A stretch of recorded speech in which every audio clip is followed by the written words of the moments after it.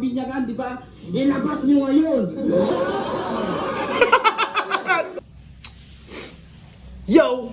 Ako si Zaki at eto na naman ang panibagong episode ng Zaki Reacts. Ang papanoorin natin ngayon ay isang special battle mula sa isang special MC at isa sa pinakamalakas na MC ngayon. Actually, hindi isa sa pinaka siya yung pinakamalakas ngayon. Kaya simulan na natin. Denmark versus, ano ba to? JL Simpatico ata. Simulan natin. Gusto kong ma-witness yung greatness ni Denmark. Simulan na natin. Yo, Denmark nga pala ng teritoryo ng Batinig. Gusto ko lang shoutout ang Tubana Resort kay Boss Alfie. Pangatlong tryout. Napakalupit na venue. Napakasulit na kwarto. Yun lang, peace out. Ako pa si JC Patico, shoutout ko ng banuti ko galing kay Street Connection. Shoutout din kay Babnya Boto Vlog, sa mga kasama ko sa trabaho, sa asawa ko siyempre. Yeah. Yung kasama ko si Lilby. Shoutouts nga pala sa lahat ng mga nagpunta ngayong gabi. Siyempre shoutouts din kay Boss IP ng Pamana, kay Boss Jeremy na nasa ibang bansa, kay Kuya Ko, kay Juna, at siyempre kay Stephanie. At sa lahat ng mga nandito ngayon. Yes. Shoutouts pala. Kay Joda, shoutout sa kay Ma'am Erling, shoutout siyempre sa Pinoy Boulevard, kay Boss JP Crespo, kay Miss Aris, at kay Ma'am Tess Gaboy Lim, at siyempre kay Seth Gabino sa Discarte Clothing. At yun, meron ba ba? At sa lahat na nagpunta dito, siyempre, mga dahil katahimikan tayo dahil itong laban natin laban ng mga heavyweight. Heavyweight ako. Ikaw na una? Okay na. Yeah! At yun, piniling mauna ng hari ng walang tugma, kaya pakinggan natin si Denmark. Hari ng walang tugma ang puta. So, pinili ko talagang mauna. Pangalong tryout ko na to sa teritoryo, ngayon pala pasisiklabin na kita. Hey! Oh my God! Yung nakaraan, pangalawang tryout nyo, di ba? Ngayon, pangatlo na. Waiting ako sa pang-apat, tangina. Nakawa ka ng motor, totoo, oo, di ka naman sanay sa motor, sanay ka naman sa e-bike. Hey! Oh my God! Totoo. At balita ko daw pare na nakawa ka ng motor, totoo, oo, di ka naman sanay sa motor, sanay ka naman sa e-bike. Oh shit! Sanay ka naman sa e-bike! Motor? E-bike? Nakikita niyo ba yung connection? Oh shit! At ngayong gabi, pues tinatawag niyo ako Chinese, kaya lahat ng tao dito sa teritoryo, sasakupin ko kayo! Tangina, tinatawag niyo akong Chinese, kaya sasakupin ko kayo. Tangina, very accurate line. Tangina, Chinese talaga mananakop no? Sakupin ko kayo!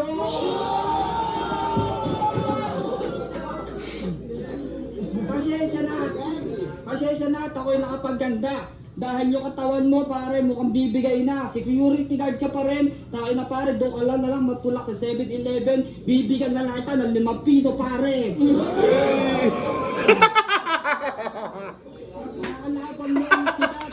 Bigyan na lang kita ng 5 piso, pare. Tangina. Dati ka pala sumika pero naagad ka din nalaos. Pero ako, panibagong taon ng meta, ikaw meta nga ngayon.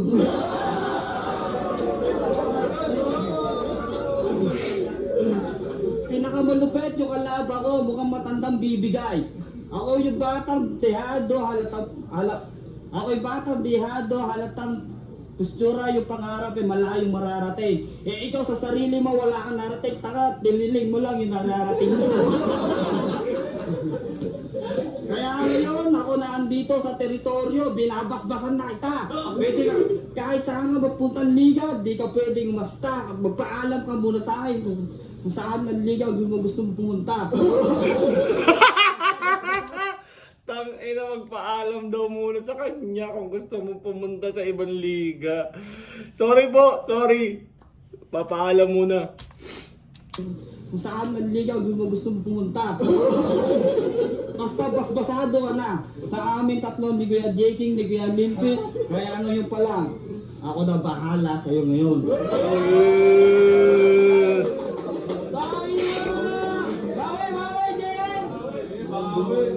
Partida, pinapaingay na yung buong liga nila.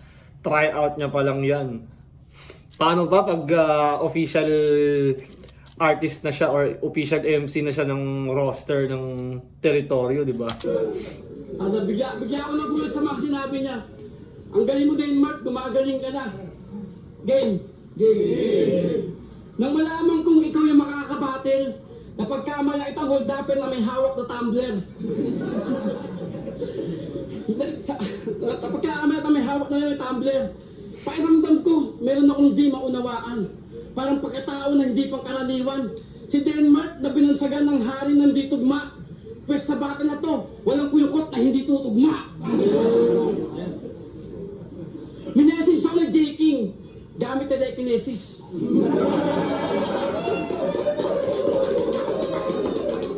Sabi niya ganito, Pre! Bakit ka? Si Denmark kalaban! Bigla ako nag-reply ng teleport. Shing! Pre!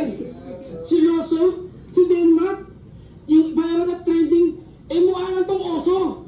Kasi may butas ka sa puso. Oo. Di ba may sabihin tayo pag pumatol ka sa baliw, mas baliw ka sa baliw. Oo, dito tawag sa akin tanda. Pero dito yung baliw na gusto ko maalaban. Gusto ko yung laging handa. Yung parang si Manda, hindi, yung Chamba. Das palagi mo call out si Drake J. Paano kung biglaan yung patulan for this day? Ano? Puta ka na mo! Ano sa kanila? Pero joke lang, si Denmark, di natin to kailangan i-hate. Kay Denmark, di ko kailangan makipag-debate. Kaya paking sa battle MC na kay Denmark na po prostrate. Kaya shout out sa'yo! Tangin na mo, Bruce! Pinapansin mo lang si Denmark o magsasokbet ka pa, Bruce! Pero sa isang banda, may punto naman talaga si Bruce na parang medyo baliw na binabaliw pa. Tapos parang binibigyan nga ng false hope. May punto rin naman si Bruce, parang nakikita ko na ginawa ni Bruce yun or sinabi ni Bruce yun out of concern. Malasakit siya, hindi siya hate. Kasi parang ano naman mapapala ni Bruce pag hinate niya yung mga yan, di ba? Parang wala ka namang mahihita pag hinate mo yan eh. Parang ganun siya nakikita ko. Ewan ko kung anong motibo ni Bruce, pero parang ganun ko siya nakikita na parang hindi naman galing sa hate yung sinabi ni Bruce.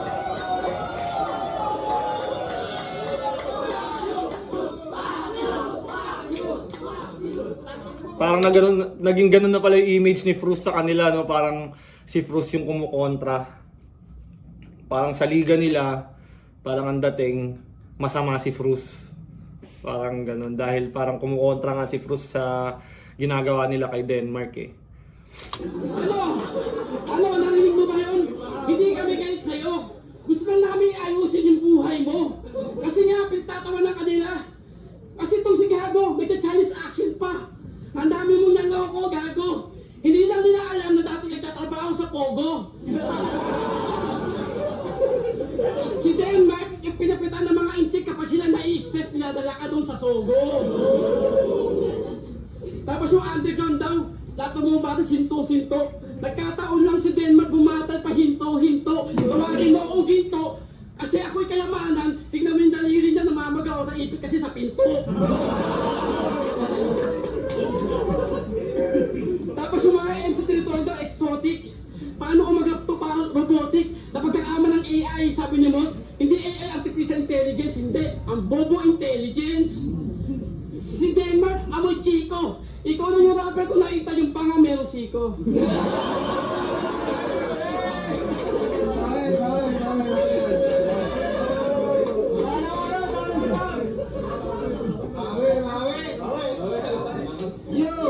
Buti Kuya JG, at Kuya Lilpid, dalawa yung pinagtapat mo sa akin. Bitin kasi ko sa isa, kaya naman dalawa yung pinagtapat nila sa akin.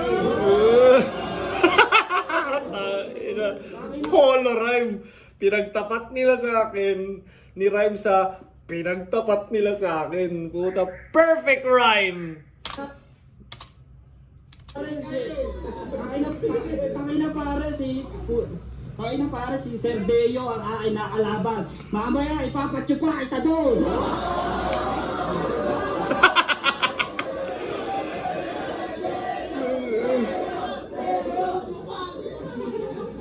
Kaya ngayon pa naman, maganda ka na. Ako na bahala sa kwarto niyong dalawa.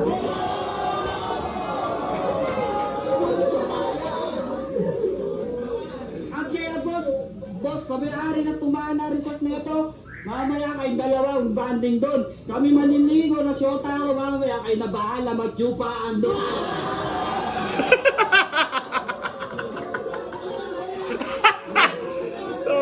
Hindi talaga nagra-rhyme, eh, no?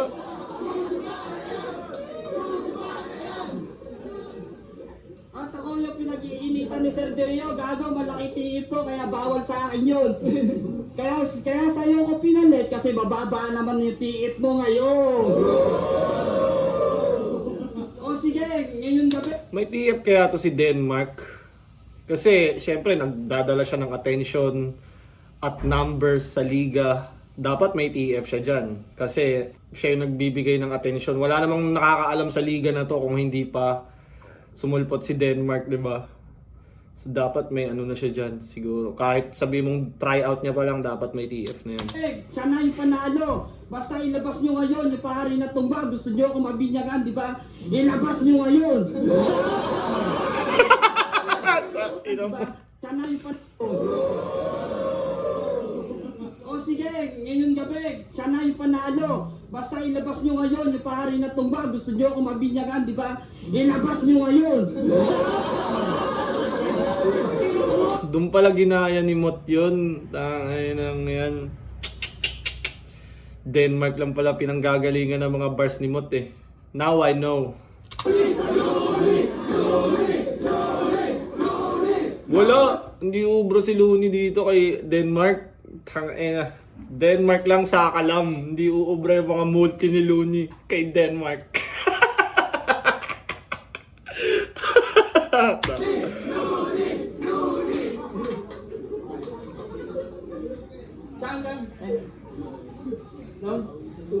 Nililibatan ko to. Sir Deo, totoo ba sinasabi chuchupain mo ako? Totoo ba yun, pre? Magot ka, pre, para malaman ng neto. Chuchupain mo. Tangina, grabe sila. Oh, lahat kayo, chuchupain ko. Gago.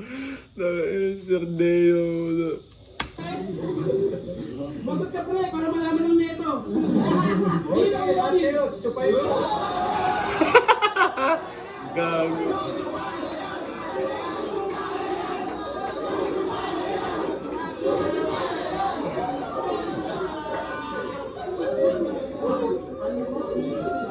Game. Ganito na game?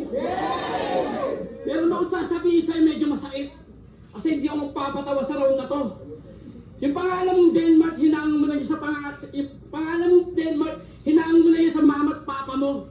Si mama si Den, si papa si Mark. Ikaw kayo. Hawa and Roddy, pilit mo silang pilit sa Parang ano din eh, no? Pag kalaban mo si Denmark, tas ginalingan mo, parang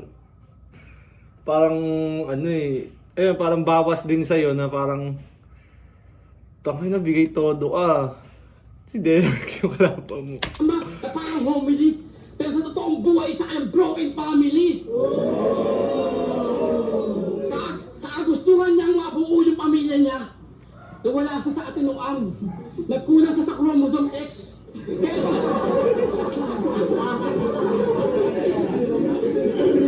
Nagkulang siya sa chromosome X. Kaya pag pinabasa niyo itong text, ang basa niya ay sex. Denmark, magpataba ka naman please. Akala ko si Denmark ng Denmark Production. Putang ina, nagkakamali pala ako. Pasalamat ka, pinatulak kita dahil sa TF. Pero gusto lang itang turuan ko paano manilip. Denmark, galing mo sa mga mag-rhyme. Panis ako sa sapatos mo, Jordan ba yan? Jordan Alibaw. Kaya napanood ko sa Mason Money sa isang video eh. May sponsor ng damit, nainggit tuloy ako ang pangalan ng sponsor niya. Hindi ko alam bakit. Hindi niya daw alam kung bakit. bakit? Tangan di mo alam kung bakit niya binigyan. Alam mo kung bakit niya binigyan. Pasalamat sa mga nandiyan mo si Lilpi. Kung di dahil sa kanya, wala ka. Kaya Denmark, kaisip ko na lamang, kasi ikaw yung hari ng panga. Alam mo kung... ikaw yung hari ng panga. Alam mo kung paano? Panga, nga tawanan niya ang pagiging hari. Panga, ngaso ang... Panga, ngaso ang pangalan... Panga, ngaso ang trabaho ng kanyang daddy. Panga, yan niya ay Denmark. Pangatlong ulit mo na mag-tryout at hindi ka dito mag-champion! Tanga na, kaya ano sasabihin ni Proust ng Mongoloid? Ayusin mo naman galaw mo. Ito naman si Proust, tanga na, mas okay na maging Mongoloid kesa naman sa taong matinong ay isip pero galawang Mongoloid! Ano daw? Mo. Ito naman si Proust, tanga na, mas Proust ng Mongoloid, ayusin mo naman galaw mo. Ito naman si Proust, tanga na, mas okay na maging Mongoloid kesa naman sa taong matinong ay isip pero galawang Mongoloid!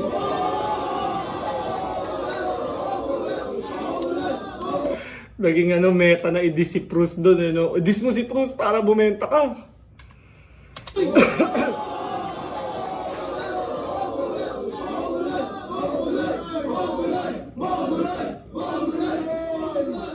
Kaya bago tapos itong linya ko, gusto ko lang pasalamat sa TBS 13 sa Pasay. Pasalamat, pumunta ka sa Pasay, bibili ka na, di ka sasaksain sa likod. Kaya huwag ka magyayabang. Kung hari ka na hindi tugma, pwes! Walang puyukot na hindi tutugma. Dime.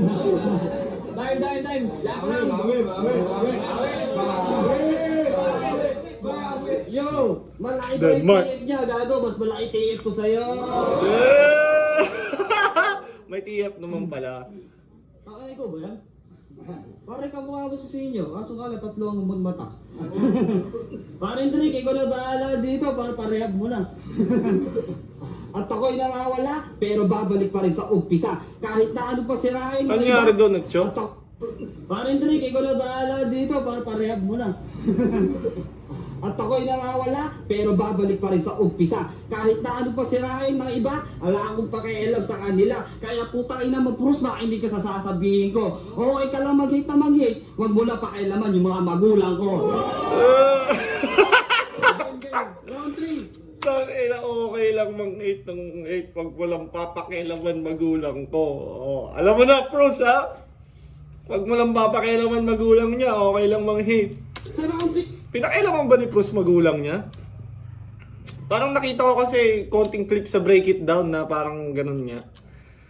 May ano siya na binibigyan daw ng false hope yung ano. Parang yun niya para sa akin out of concern yung statements ni Proust. Hindi siya dahil ng hate. Pero ewan ko kung paano nila tinake. Kung hindi mo matatawag na 3. Kasi wala naman talagang mama at papa ka. Kaya wala ang family tree. Kasi pinutok ka lang sa panty. Sige, sa'yo na pain, pero galawan mo lame. Kahit ikaw yung master level, kayang-kaya kitang itim. Kaya sa susunod na battle ko, tama ka. Sa motos na ako babattle. Pasalamat M-Site, sa susunod ko na magsasabi ng time. Ito si Denmark. Hindi ka magaling. Meron ka lang tiniling, kaya mukha ka ng praning. Sasabihin mo sa akin, hindi ka naganda. Putang ina. Yung kalaban mo matanda. Pero kahit ganong katanda, kaya ko tumakbo ng mabilis. Ikaw samantalang, ikaw pag tumakbo ka, hingal ka pre. Kaya hintong-hintong ka na, uminom ka na ng tubig. Tama yung ginawa mo. Kaya sa round na to, gusto ko lang kayo magpasalamat. Gusto ko lang magpasalamat sa mga taong sumuporta at naniwala sa kanya.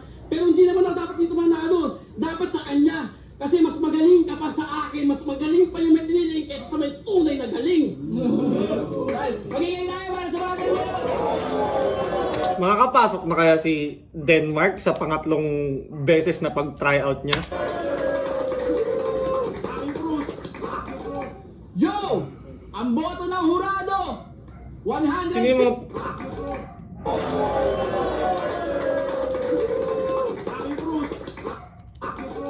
Yo! Dami ng hater ni Proust dito, ah. Ang boto ng hurado! Yung talagang ano, bawal ka kumontra. Bawal ka magbigay ng opinion. Dahil yun nga, may mga pwedeng magalit talaga sa'yo.